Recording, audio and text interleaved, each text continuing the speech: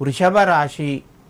ఈ రాశి వారికి ఈరోజు పనుల్లోపట కొంత ఆలస్యంగా జరిగిన ఫలితాలు వస్తాయి.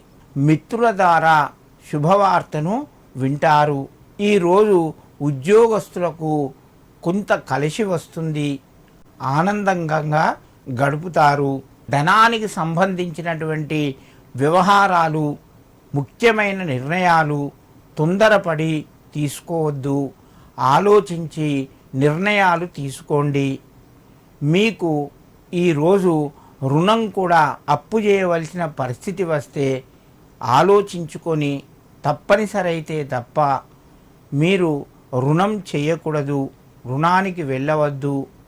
ఇంటి లోపట మీ శుభకార్యాలకు సంబంధించిన వార్త వినడం వలన ఆనందం కలుగుతూ ఉంటుంది.